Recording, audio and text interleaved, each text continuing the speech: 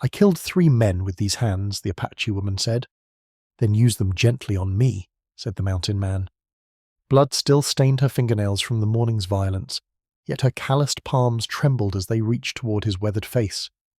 In that cabin where winter winds howled through broken shutters, 2 souls who had learned survival through brutality discovered something neither expected. Sometimes the hands that bring death must learn to cradle life. The firelight caught the crimson stains beneath Ayanna's fingernails as she drew the skinning knife along worn leather, each stroke deliberate and practiced. While Jacob studied the way her shoulders held no tremor, despite the morning's violence that had painted her hands with death. "They came at dawn," she said, her voice steady as winter stone. 3 men with yellowed teeth and government papers, boasting how the territorial marshal would pay $200 for the Apache woman who put a bullet through Agent Morrison's black heart. The blade gleamed clean now, reflecting flames that danced across the constellation of scars mapping her forearms, each mark a lesson learned in survival's harsh curriculum.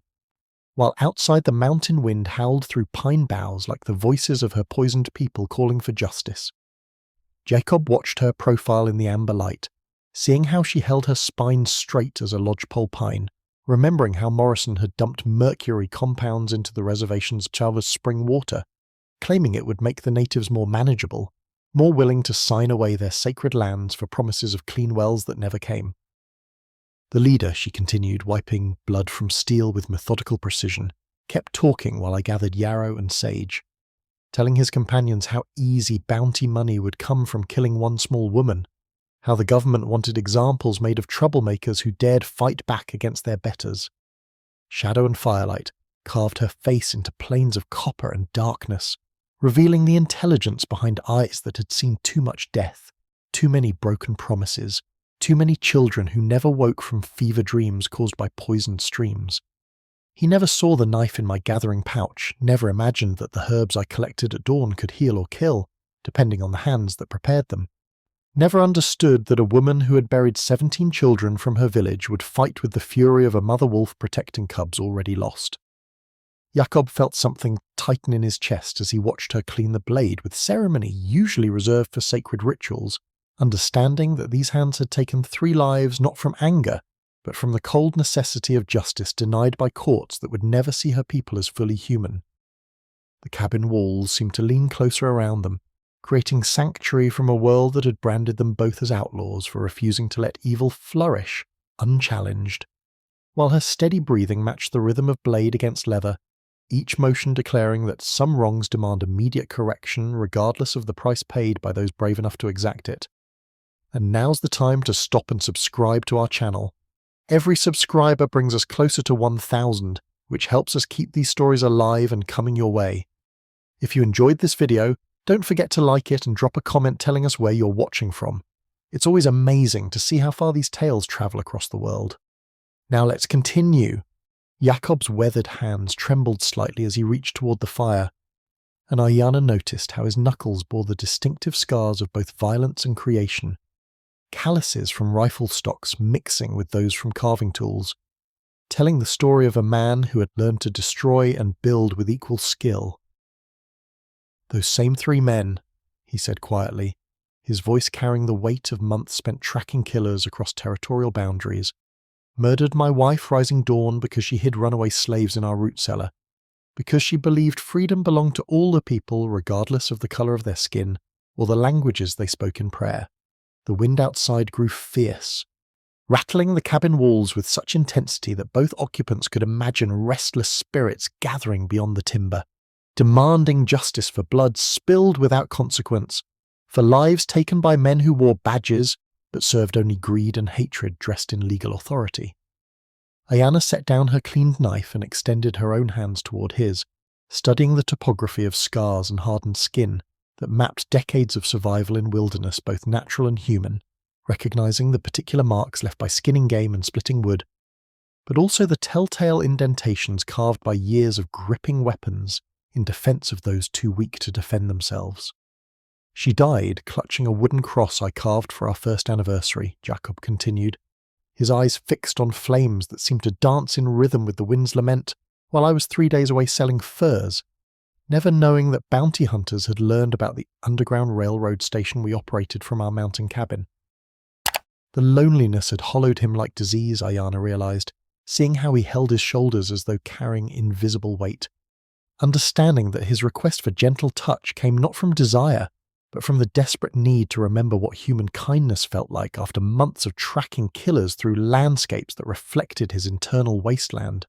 "When I found her body," he whispered, the words barely audible above wind that now seemed to carry voices of all the murdered innocents crying for vengeance, "I swore those hands would never again create beauty until they had finished the work of bringing justice to those who profit from destroying lives they consider worthless." Ayana's fingertips barely grazed his palms, feeling how they had grown cold despite the fire's warmth, recognizing in his isolation the same hollow ache that had driven her to gather healing herbs alone each dawn.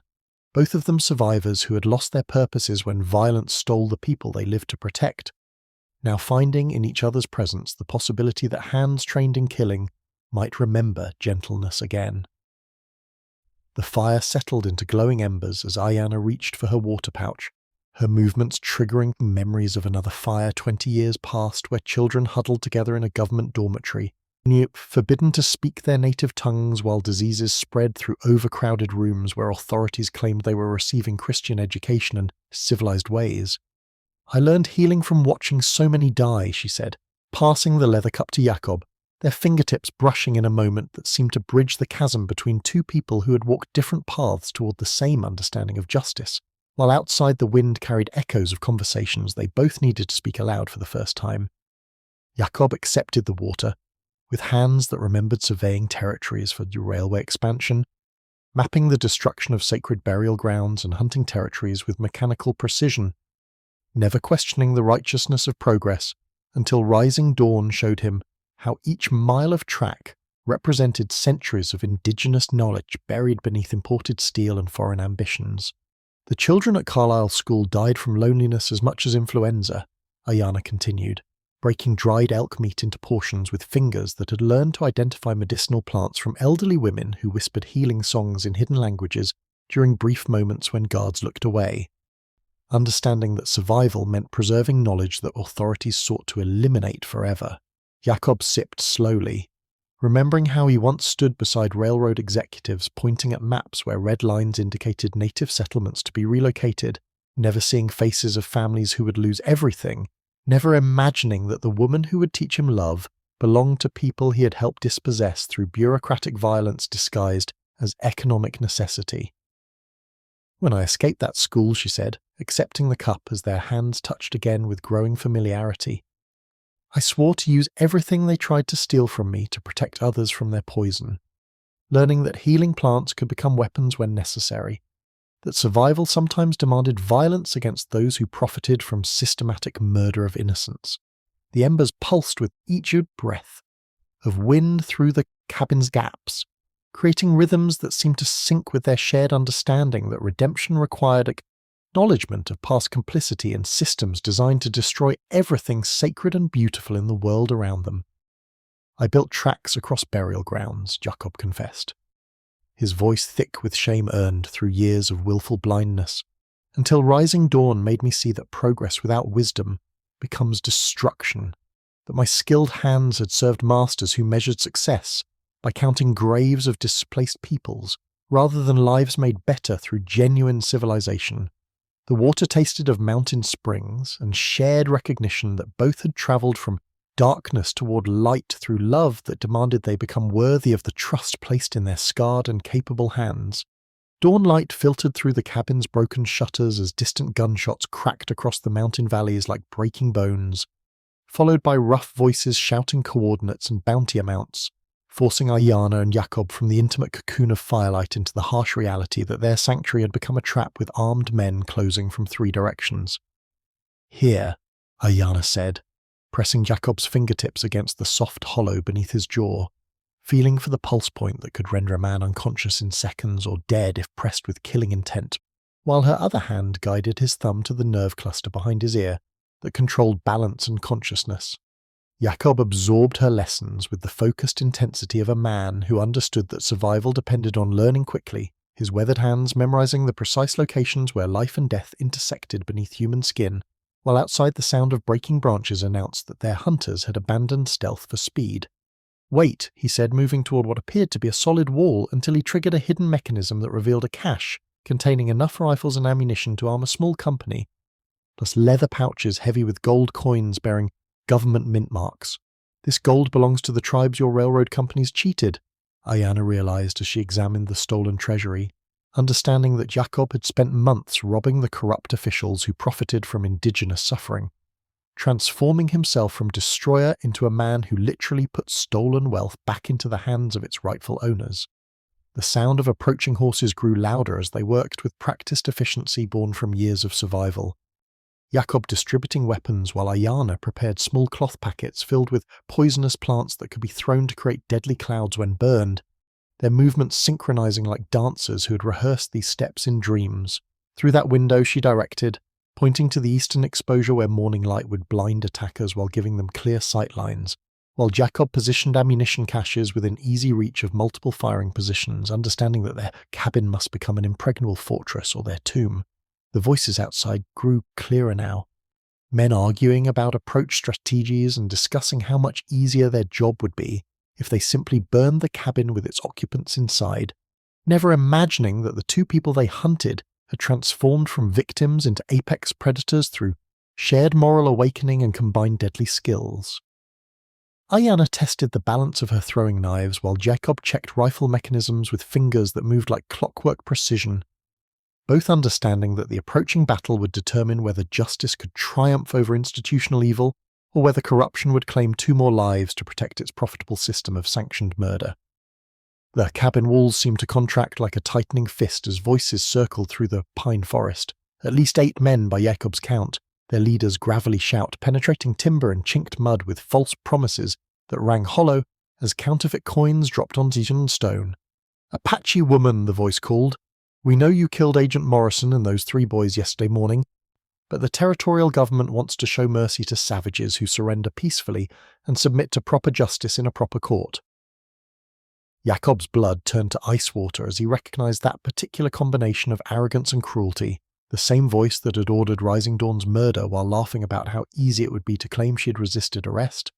the same throat that had commanded his men to burn their cabin to destroy evidence of the Underground Railroad operation. Ayanna worked with surgical precision at the cabin's small table, grinding dried nightshade berries into fine powder while mixing oleander extract with pine sap to create projectiles that would kill within minutes of contact with exposed skin. Her movements betraying no fear, despite understanding that each crushed leaf brought them closer to either freedom or death. "The amnesty offer is poison disguised as mercy," Jacob whispered, as he loaded his 7th rifle, recognizing the tactical voices positioning themselves around their sanctuary, understanding that these men had no intention of taking prisoners alive, that their promises meant nothing more than the treaties his railroad company had broken with systematic precision. Outside, boots crunched through the frost-brittle undergrowth as the circle tightened, each footstep representing another degree of constriction around 2 people who had finally found purpose in protecting each other from a world that had labelled them expendable obstacles to profitable exploitation of the innocent and defenceless. "We die as fugitives or live as free people," Ayanna said without looking up from her deadly preparations, her steady hands creating instruments of justice from plants that grew wild on lands her ancestors had tended for thousands of years before men with papers and badges declared themselves the rightful owners of everything sacred. The leader's voice came again, closer now, offering safe passage to Mexico in exchange for surrender, while Jacob counted muzzle flashes reflecting off tree bark and calculated angles of attack that would minimize their defensive advantages, feeling the noose of inevitability tightening around the small space that had become their entire world. Time compressed into heartbeats as they made final preparations, understanding that the next few minutes would determine whether corruption would claim 2 more victims, or whether justice would finally extract payment from those who had profited from systematic murder disguised as law and order. The first rifle shot splintered wood inches from Jacob's head as he peered through the eastern shutter, but instead of flinching he smiled with the cold satisfaction of a man who had finally realized that he and Ayanna held all the truly valuable cards in this deadly game of territorial chess. "They want me alive because I carry something worth more than bounty money," Ayanna said calmly as bullets thudded into log walls, reaching inside her medicine pouch to withdraw oiled leather wrapped around hand-drawn maps that showed the locations of 7 sacred sites where her people had hidden ceremonial artifacts from government seizure, including gold ceremonial pieces that collectors in Denver and San Francisco would pay thousands to acquire through illegal channels. Jakob understood immediately as he returned fire through the broken shutter slats, using the gaps that had seemed like vulnerabilities as perfect shooting positions that allowed him to pick off attackers while remaining protected, realizing that every flaw in their shelter had become a strategic advantage in the hands of people who knew how to transform weakness into strength. The gold I stole, he admitted between shots, belongs to the Cheyenne and Lakota nations according to the original treaty documents I also took from the territorial offices, making us the only people who can legally transfer those funds back to their rightful owners, which means certain government officials need us alive more than they need us dead. Outside, the bounty hunters shouted confused commands as their easy targets proved to be deadly opponents who fought with the precision of people defending something far more valuable than their own lives. While inside the cabin, Ayanna and Jakob moved like dancers through choreographed positions, she reloading weapons while he fired, then switching roles with fluid efficiency that spoke of perfect partnership forged in crisis. The broken shutters that had seemed to offer poor protection now became perfect gun ports, allowing them to cover all approaches while remaining invisible to their attackers, transforming their supposed prison into an impregnable fortress from which they could dictate terms to men who had expected to find helpless prey waiting for slaughter. These maps show sites that archaeologists and private collectors have searched for decades, Ayanna explained as she prepared another volley, understanding that knowledge preserved by her people represented power that transcended anything these hired killers could comprehend, while Jakob realized that his months of robbing corrupt officials had accidentally made him the keeper of legal documents that could bring down half the territorial government. "We are not the hunted anymore," Jakob said as he dropped another attacker with precise marksmanship, feeling the intoxicating rush of righteous power flowing through hands that had learned to serve justice instead of corruption, while their attackers began to understand they had cornered not victims but predators who possessed the very treasures their employers desperately needed to acquire. The gunfire ceased abruptly as a white cloth appeared through the smoke, followed by the gravel voice Jakob recognized as belonging to the man who had murdered Rising Dawn, calling for parley, while his boots crunched deliberately across the clearing toward their cabin door, with the arrogant confidence of a predator who believed his prey had finally accepted inevitable surrender. "Marshal Thompson," the leader announced as he stepped through the doorway with hands raised but eyes calculating angles and distances, expecting to find 2 desperate fugitives cowering behind makeshift barricades, instead discovering Ayanna and Jakob seated calmly at the table with weapons within easy reach, and expressions that spoke of people who held winning cards in a game their enemies did not yet understand they were playing. Ayanna began speaking in fluent Apache, her voice carrying the rhythmic cadence of formal council proceedings, while Jakob translated with growing satisfaction at the terror spreading across Thompson's weathered face, as he realized these supposed victims possessed dangerous knowledge about his operations. "She says you murdered 17 people to protect the mercury poisoning scheme," Jakob interpreted, watching Thompson's hand drift unconsciously toward his holstered pistol, including 2 federal investigators who got too close to discovering how Agent Morrison split profits with territorial officials who sold poisoned water treatment contracts to reservation settlements.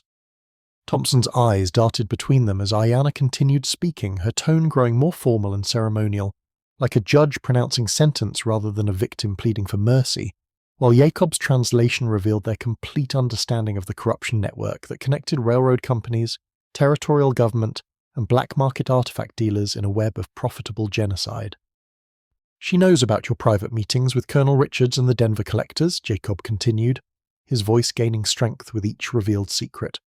"About the sacred site excavations you planned after clearing the remaining Apache families from their ancestral lands, about the federal marshals you bribed to look away while your men murdered anyone who opposed the systematic theft of cultural treasures worth more than gold." The marshal's breathing grew shallow as he understood that his simple bounty hunting mission had become a trap where he faced people who possessed enough evidence to destroy every corrupt official from territorial headquarters to Washington bureaucrats, while outside his remaining men waited for signals that would never come because their leader had walked into the lair of predators disguised as prey. Ayanna stood slowly, speaking her final words in Apache with the authority of someone pronouncing judgment on behalf of all the murdered innocents whose voices cried for justice through mountain winds, while Jacob delivered the translation that completed their power reversal with surgical precision. "She says the spirits of her people have waited long enough for justice," Jacob said softly. "And today you will answer for every child who died drinking poisoned water, every family destroyed by your greed, every sacred place you defiled for profit, because we hold the evidence that will hang you and everyone who helped you turn genocide into a profitable business enterprise."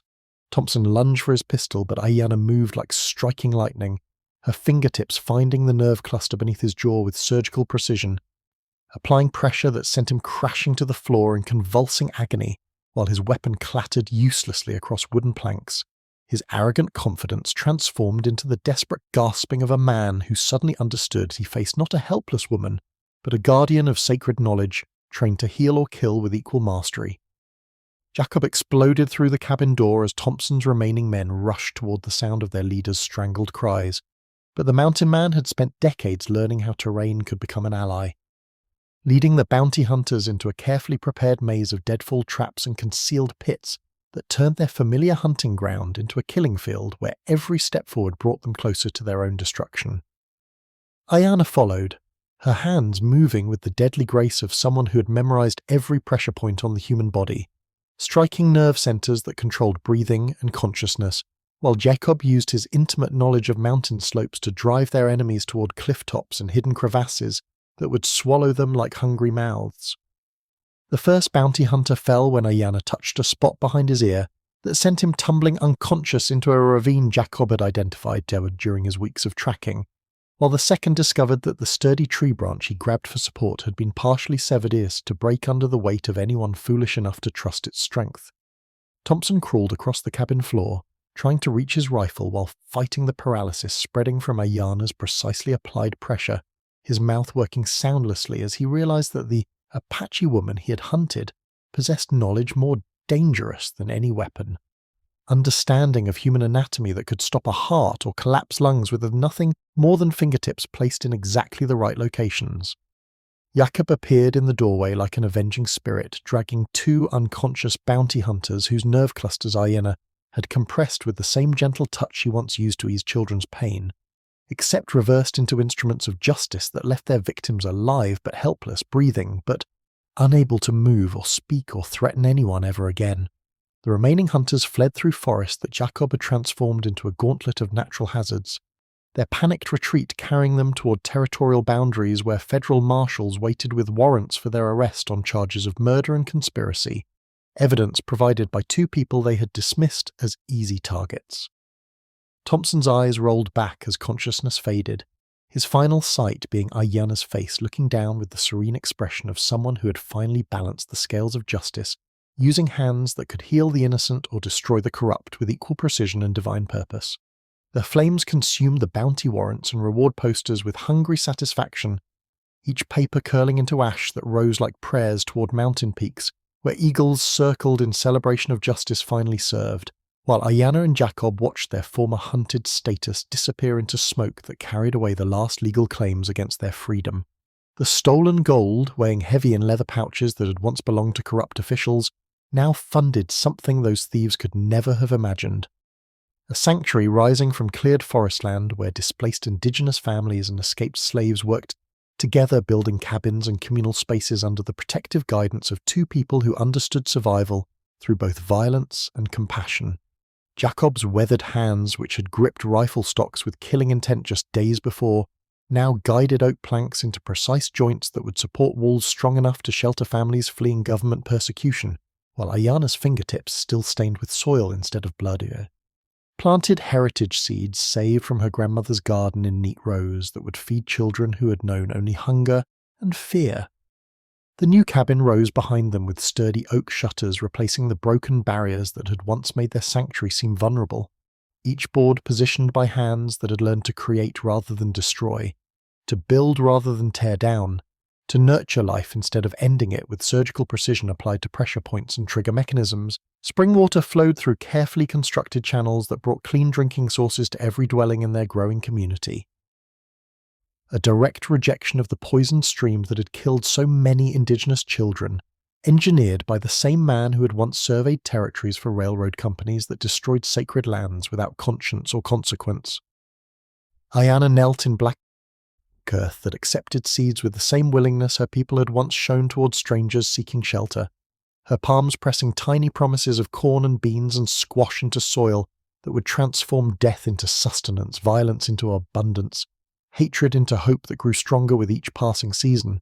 Jakob stood beside her, planting apple saplings that would bear fruit long after they were gone, understanding that true justice meant creating something beautiful enough to justify all the pain they had endured and inflicted during their journey from destruction toward redemption, their intertwined fingers dark with earth that held more potential than any gold stolen from corrupt treasuries. The garden stretched toward mountains that had witnessed centuries of violence but now looked down upon hands that chose creation over destruction, healing over vengeance, community over isolation, proving that even those who had killed in righteous anger could learn to touch the world with gentleness that honored both the dead and the living, who deserved better than the legacy of hatred that had shaped too many generations of needless suffering and systematic cruelty disguised as progress. Children from 7 different tribes gathered in the morning's meadow, where Ayanna knelt among wildflowers and medicinal herbs, their eager faces reflecting centuries of ancestral knowledge as she taught them to distinguish between plants that could heal fever and those that could ease childbirth pain, her hands moving with the gentle precision of someone who had learned to nurture life rather than end it. Jakob worked nearby at his crafting bench, shaping axe handles and plough blades with the same weathered fingers that had once pulled triggers in righteous anger, now creating tools that would help their growing community clear fields and build homes where safety replaced the constant vigilance that had defined their previous existence as hunted fugitives. The sanctuary had grown beyond their wildest hopes, sheltering 43 families who had found peace in this mountain valley where former enemies worked together toward common survival, proving that healing could spread like wildfire when tended by hands committed to creation rather than destruction. Ayanna showed a young Lakota girl how to identify willow bark for pain relief, while a freed slave child learned to spot the distinctive leaves of echinacea, understanding that knowledge preserved became knowledge multiplied, wisdom shared became wisdom eternal, healing taught became healing that would flow through generations yet unborn. Jakob tested the balance of a newly finished hammer, remembering how these same hands had once gripped weapons with deadly intent, marveling at their transformation into instruments that built rather than destroyed,